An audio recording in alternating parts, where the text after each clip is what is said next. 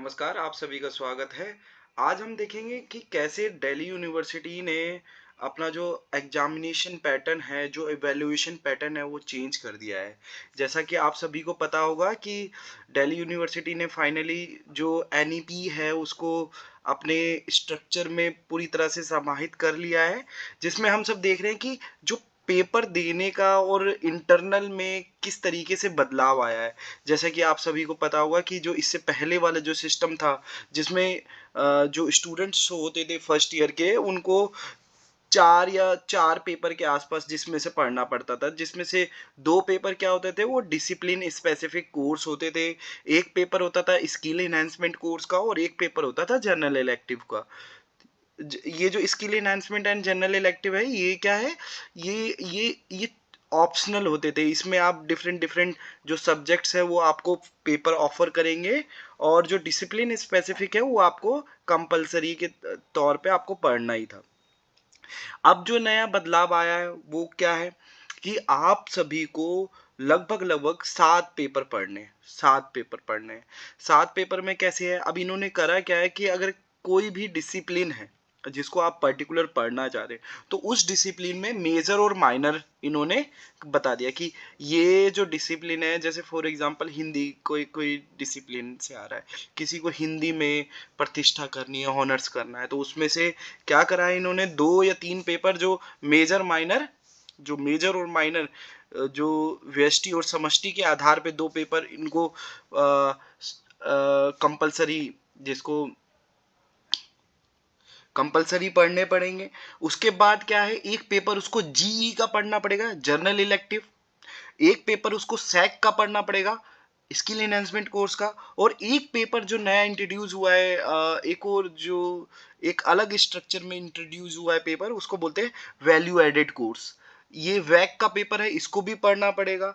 फिर एक पेपर जो एबिलिटी इनहेंसमेंट कोर्स है, उसको कंपलसरी पढ़ना पड़ेगा, जिसमें इन्वायरमेंट। तो मेजरली आपको कितने पेपर, 7 पेपर पढ़ने पड़ेंगे फर्स्ट सेमेस्टर में। अब देखिए 7 पेपर पढ़ने हैं, आपके पास टाइम कम है। दूसरा इन्होंने क्या है कि जो पैटर्न है, इवैल्यूएशन का पैटर्न है, वो एकदम सडनली चेंज कर दिया है। सडनली क्या, इनकी पूरी मीटिंग थी, उसके अंदर इन्होंने डिसीजन लिया कि हमें पैटर्न चेंज करना पड़ेगा, कि हमें एक्चुअल में कॉन्टिन्यूस लेवल पे हमें इवैल्यूएट करना पड़ेगा स्टूडेंट्स को, कि एक्चुअल में हम केवल और केवल मेजरली हम लास्ट एग्जाम पे नहीं बिलीव ना करें, बल्कि हम एक विद्यार्थी या एक प्रार्थी का जो निरंतर जो जांच, निरंतर जो उसकी परीक्षा, या फिर उसका निरंतर उसका मूल्यांकन हमें समय समय पे करना पड़ेगा। तो जिसमें से इन्होंने क्या बड़ा बदलाव कराया है कि सबसे पहला बदलाव, एनबी के तहत जितना भी डिसिप्लिन स्पेसिफिक कोर्स था, जनरल इलेक्टिव कोर्स था, जैसा कि आप सब यहाँ पे देख पा रहे होंगे पहले पॉइंट में, कि जितना भी डिसिप्लिन स्पेसिफिक कोर्स है या जर्नल इलेक्टिव कोर्स है, उसका जो एग्जामिनेशन पैटर्न है, उसमें क्या करा है इन्होंने कि आपका 50% इनको एवोल्यूशन जो इवैल्यूएशन है वो प्रैक्टिकल से रिलेटेड, मतलब जिसमें आपका अटेंडेंस आ जाएगा, जिसमें आपका प्रोजेक्ट आ जाएगा, जिसमें आपका असाइनमेंट आ जाएगा, जिसमें आपका क्लास टेस्ट आ जाएगा। तो मेजरली इन्होंने क्या शिफ्ट करा है कि जो 100 नंबर का पेपर है, उसमें से 50% इन्होंने इंटरनल के तौर पे दे दिया है, कि हमें जो बच्चे को कॉन्टिन्यूस मतलब कॉन्टिन्यूस लेवल पे मूल्यांकन करना है, कि जो निरंतर रूप से उस व्यक्ति का मूल्यांकन हो रहा है, नहीं जिसे जैसे फॉर एग्जांपल हम टेस्ट लेके उसका मूल्यांकन कर सकते हैं, हम उसका हम उसका प्रोजेक्ट दे के कुछ उसका मूल्यांकन कर सकते हैं, हम उसका टेस्ट लेके मूल्यांकन कर सकते हैं। तो ये मेजरली 50% इसके लिए रख दिया है, जो कि केवल और केवल discipline specific course, discipline specific elective and journal elective, ये 3 कैटेगरी के जो पेपर्स हैं, इसी में ही ये जो फॉर्मूला है, 50% इवेल्युएशन लास्ट टाइम में होगा और 50% इवेल्युएशन मिड सेम में होगा, जो इंटरनल के तौर पे। आगे इन्होंने क्या कराया गया है कि अब देखिए इसमें जो थर्ड पॉइंट है, सॉरी सेकंड पॉइंट देखिए, the internal and external examiner will be appointed by the respective committee of course of the different departments of the university। अब इन्होंने क्या करा है कि जो अब जो आपका जो इवैल्यूएशन है वो भी क्या होगा, अब कमेटी के जो जो यूनिवर्सिटी या डिपार्टमेंट जिसको भी नॉमिनेट करेगा, जैसे आप देखेंगे बड़े लेवल पे जब आप एमफिल या पीएचडी करते हैं तो उसमें एक्सटर्नल एग्जामिनर होता है, इंटरनल होते हैं और बाहर के एक्सपर्ट होते हैं, और एक व्यक्ति जो आपको पर्टिकुलरली आपका पूरा थीसिस, मतलब जो उस तरीके से इन्होंने फर्स्ट ईयर लेवल पे एक सिस्टम लाना चाहा है कि हमें एक कॉन्टिन्यूअस लेवल पे हम कैसे विद्यार्थी को चेक करें। तो जिसमें से इन्होंने क्या करा है कि इंटरनल और एक्सटर्नल एग्जामिनर अपॉइंट करे जाएंगे कि आप किस तरीके से जो टीचिंग लर्निंग जो प्रोसेस है वो किस तरीके से क्रियान्वित हो रहा है, किस तरीके से प्रोसेस हो रहा है। उसके बाद क्या किया गया है कि 25 marks for the evaluation should be distributed on the continuous assignment of the semester. 25% जो बताया, ठीक है। उसके बाद जो 25% है वो रिमेनिंग वाइवा, आप प्रैक्टिकल हो सकता है वाइवा में, या प्रेजेंटेशन हो सकता है, वो किसी भी तरीके का नेचर जो वाइवा जिसमें पूर्ण रूप से मौखिक, जिसमें ज्यादा जरूरत होता है आपका फेशियल लुक, आप किस तरीके से प्रेजेंट कर पा रहे हैं, आपकी प्रेजेंटेशन एबिलिटी।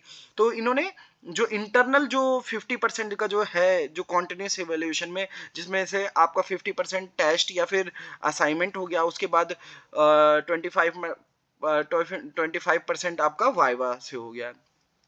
उसके बाद क्या है, the minimum number of the experiments, programmes, exercises to be performed in the practical of a paper will be decided by the respective committee of the course.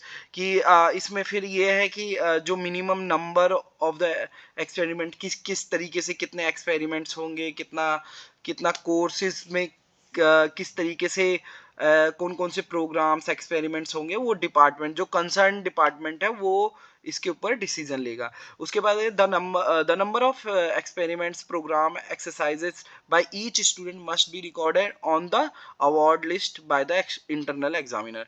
कि अब ये जो है एक तरीके से एक साइंटिफिक अप्रोच लिया जा रहा है कि आप किसी को मूल्यांकित कर रहे हैं तो उसके पीछे क्या आपने कौन सा आपका पास एविडेंस है, क्या आपके पास तथ्य है, उस बच्चे को किस आधार पे आपने मूल्यांकित करा है, वो कौन सा प्रोसेस है। तो ये सब भी तैयार करा जाएगा। जो इंटरनल एग्जामिनर है, जो आपके कंसर्न टीचर है, वो सब इस चीज को देखेंगे। नेक्स्ट क्या है, ये आप देख रहे होंगे एक सारणी है, एक टेबल है जिसमें आपको बता रखा है कि किस तरीके से आपका ये वाइवा होगा, कितना टोटल मार्क्स कितना है, इंटरनल कितना है, एंड एक्स सेमेस्टर कितना है, ये सब आपको बता रखा है। जैसे 4 क्रेडिट्स का पेपर है, ठीक है। तो आशा करते हैं आपको इसके बारे में नॉलेज मिला होगा।